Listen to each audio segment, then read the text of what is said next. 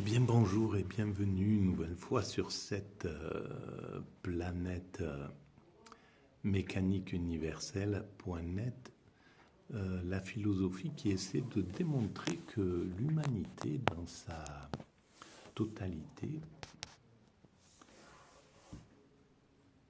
évolue vers son ultime perfection. Sans le savoir, nous construisons pas à pas. Et l'ensemble humain, chaque être humain construit à la même hauteur en réalité, construit le paradis pour nos futurs descendants. Alors il faudra encore quelques siècles d'évolution évidemment, mais nous avons fait la plus grande partie du chemin depuis que nous nous sommes séparés des autres primates pour devenir ce que nous sommes. Et voilà l'introduction de cette théorie. Alors je suis à la bibliothèque de l'université et comme d'habitude je me balade au sein des rayonnages et il y a un livre qui va m'appeler à un certain moment et je le prends et voilà. Alors souvent c'est le titre ou j'en sais rien, la couleur, le truc et puis j'essaye d'en dire quelque chose, donc je le picore et j'essaie d'adapter en fait la théorie à ce que je lis, voilà, de faire des digressions. Et là, c'est cet ouvrage-là, Diogène le cynique, fragments inédits par Adeline Baldacchino. Voilà. Alors, je suis arrivé j'ai un peu parcouru le début, et là, c'est les fragments inédits. Et on va en lire quelques-uns, et on va essayer de trouver des choses à dire avec ça. Alors, c'est surtout dans sa relation avec Alexandre. Il était le contemporain d'Alexandre le Grand, et apparemment, ils se connaissaient, donc ils avaient une sorte de respect mutuel, mine de rien.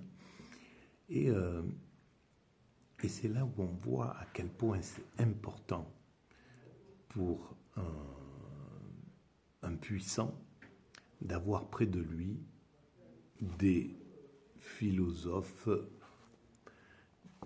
contradicteurs, des philosophes cyniques, mais cyniques ne serait pas le terme, des véritables contradicteurs, des gens qui peuvent le remettre à sa place, lui montrer réellement ce qu'il est et ce qu'il fait et l'engager à agir correctement. Et malheureusement, depuis quelque temps, nos dirigeants, ils s'entourent en fait d'une cour comme sans doute à l'époque des rois, et encore les rois, ils avaient des fous, les fous du roi qui pouvaient lui dire ces 4 vérités. Et sans ça, c'est le peuple qui prend en charge ce genre de choses. Et c'est pourquoi le peuple, il insulte nos dirigeants. Comme il doit ressentir intuitivement que ces puissants sont un petit peu en roue libre, qui font un peu ce qu'ils veulent, et que personne les contredit, les contrarie. Au contraire, on stimule leur narcissisme, on stimule leur ego, on stimule... c'est le peuple qui va huer le président quand il est dans un stade, qui va l'insulter quand il passe dans la rue. Enfin bref, évidemment, c'est pas... on ne peut pas préconiser ce genre de choses, mais je pense que c'est une réaction légitime du peuple devant un souverain, un président qui le maltraite en réalité, tout simplement parce qu'il ne le voit pas, parce que personne lui dit il faut que tu t'occupes du peuple. En fait, il n'y a que l'élite autour de lui qui neutralise son temps, qui le vampirise d'une certaine manière, qui dit, voilà, le patronat, l'oligarchie qui est là et qui dit occupez-vous de nous, des élites qui sont là et en fait qui thésaurisent son temps, un temps qui devrait être consacré au peuple, puisque le peuple en démocratie, c'est le souverain. Et donc la priorité normalement d'un chef d'État, c'est de s'occuper du peuple. Voilà. Et ensuite de s'occuper aussi des élites, ou à égalité, disons. Voilà. Mais pas dans l'excès inverse que nous connaissons et qui fait que le monde est... que l'Europe, l'Occident n'est pas heureux, que le peuple qui a une petite partie maintenant de plus en plus infime, qui peut parler de bonheur. Le reste du monde souffre et c'est pas possible à vivre. Alors, je vais lire quelques petites choses. Le roi, donc c'est Alexandre, ordonna qu'on offrit des couverts en argent à un groupe de gens et aussi à Diogène, qui les refusa. Cela fut rapporté à Alexandre qui dit « Quand le maître bat son chien, il lui obéit. » Et Diogène répliqua « Mais quand tu l'affames, ô roi, alors un autre l'attirera avec un morceau de pain et le chien le suivra. » Voilà ce qu'on peut dire. Je pense que des phrases comme ça vont interpeller un chef d'État. Il va se demander, même si je pense que la psychopathologie d'Alexandre le Grand, son désir de domination, sa violence le rendait un peu l'insonorisé vis-à-vis de ce type de critique. Mais on ne sait pas quelle est la portée, peut-être qu'on le sait d'ailleurs, moi je ne le sais pas en tout cas, moi je ne sais pas la portée qu'un Diogène avait sur Alexandre. Mais peut-être qu'elle était conséquente. Je continue. Alexandre lui donna une magnifique robe d'honneur, mais Diogène la refusa et dit « Ô roi, quand une personne laide porte un beau vêtement, cela la rend encore plus laide. Mais quand elle porte quelque chose de plus laid qu'elle, sa laideur devient beauté. Ne me rends pas plus laid avec la beauté de ton vêtement, et laisse plutôt la laideur du mien renforcer ma beauté. » Voilà, c'est hyper intéressant et c'est clair, c'est clair. On rapporte, et ça me rappelle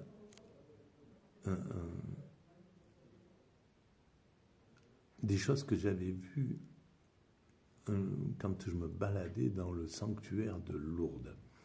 Il m'est arrivé de me retrouver là il y a quelques années en arrière pour une semaine et j'ai passé mon temps à me promener dans ce sanctuaire et tout. Et il y avait des gens qui venaient du monde entier. Et j'ai vu des beautés de jeunes garçons, de jeunes femmes, des vieilles femmes, des vieux hommes, des beautés qu'ils ne savaient pas, qui ignoraient, qui se mettaient pas en valeur, et je me suis dit, là il y a la beauté des gens qui ne le savent pas, c'est quand même une sacrée beauté. Je continue.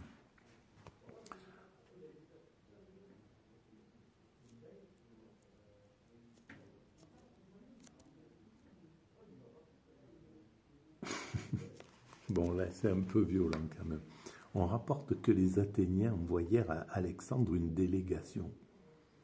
Alexandre le dit à Diogène et ajouta « J'ai rempli mes promesses et pourtant ils sont toujours aussi hostiles envers moi. Que dois-je faire pour leur donner satisfaction ?»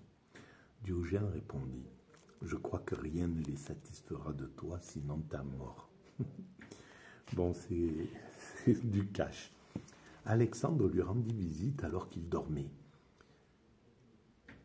alors que Diogène dormait. Il lui donna un coup de pied et lui dit « Lève-toi, je viens de conquérir ta ville. » Diogène répondit « Conquérir des villes ne peut être reproché à un roi. Mais donner des coups de pied, c'est agir comme un âne. Voilà. Et en fait, il était extrêmement violent, je pense, Alexandre, et il a quand même préservé Diogène. Donc, il y a quelque chose qui est... C'est là où il y a quelque chose dans l'humanité qui... Une sorte de morale sous-jacente ou une sorte de mécanisme qui préserve les choses. Par exemple, en ce moment, on est dans des... On frise avec quelque chose qui pourrait être dramatique, avec la guerre en Ukraine, ou voilà, un débordement, une explosion, un truc qui... Et malgré tout, les choses restent sur une sorte de crête extrêmement aiguë, mais sans aller dans... Il y a quelque chose qui préserve l'humanité. La guerre 39-45, c'était très proche, les Allemands étaient très proches d'avoir la bombe atomique, je pense, à ce moment-là. Et ils ont été maîtrisés avant. Ils étaient sur le point d'inventer des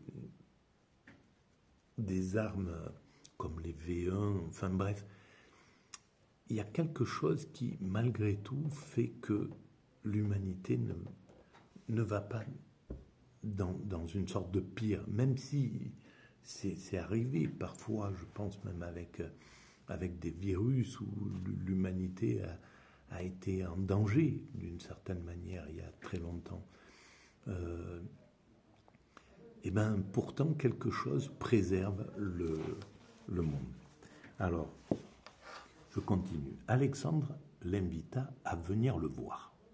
Mais Diogène demanda au messager de lui dire « Ce qui t'empêche de venir à moi, Alexandre, et ce qui m'empêche de venir à toi. » Alors, Alexandre lui demande « Qu'est-ce qui nous en empêche, tous les deux ? Toi, tu es trop puissant pour avoir besoin de moi, et je suis trop indépendant pour avoir besoin de toi. » La puissance et l'indépendance et la liberté, le pouvoir et la liberté sont à égalité dans ce sens-là. Mais à la limite, la liberté est supérieure au pouvoir. Le pouvoir, c'est de l'enchaînement, c'est comme la possession, c'est comme le fait d'être riche, c'est un piège, ça occupe l'esprit des gens jusqu'à leur mort en réalité. Et ça fabrique des vies qui sont des vies superficielles, des vies qui ne sont pas présentes réellement au monde, parce qu'il y a toujours le poids des objets qu'on a, le poids de la richesse qu'on a, le poids des soucis qu'on a. En réalité, c'est pas à envier. C'est pour ça que le monde est une pure merveille. Le bourreau, par exemple, souffre peut-être plus que sa victime, curieusement. Donc, on peut pas... Il y a une sorte de logique en dessous de l'évolution humaine qui me fait dire que c'est quelque chose de bienveillant qui a mis en œuvre cet univers, qui a mis en œuvre ce monde avec la possibilité qu'il y ait la vie qui apparaisse, l'humain qui apparaisse, et l'amour à l'intérieur de la vie, du vivant, que ça soit l'amour qui engendre la profusion des arbres, que ça soit l'amour qui engendre les générations des animaux, des hommes, etc.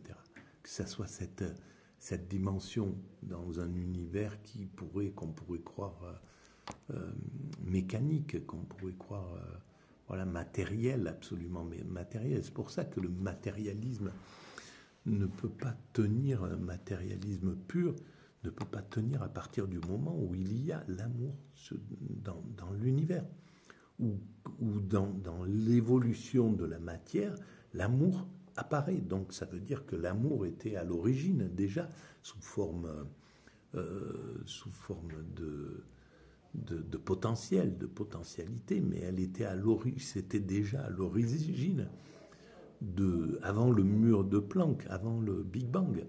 C'est déjà présent. C'est déjà présent dans la matière à l'origine, puisque ça apparaît à un certain moment. Voilà. Donc je continue.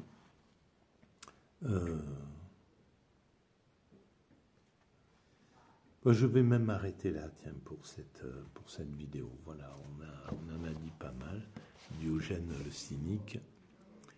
Et c'était pour remettre un peu en route la mécanique des vidéos.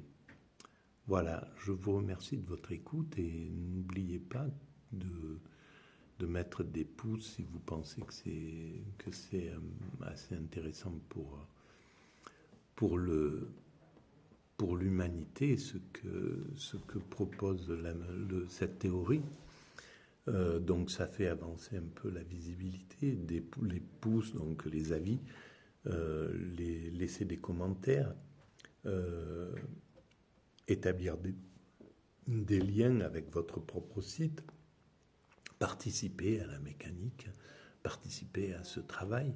Et d'ailleurs, je pense que j'en parlerai un peu dans une autre vidéo, mais j'ai vraiment envie d'organiser des rencontres autour de ça pour pouvoir parler de cette théorie. Donc je suis en train de me mettre en place, d'essayer de dépasser mon autisme et ma phobie sociale pour pouvoir en faire quelque chose et pouvoir en parler en public. Voilà. Alors, si ça vous intéresse, laissez-moi un peu des messages et je ferai ça. À très bientôt. Merci. Au revoir.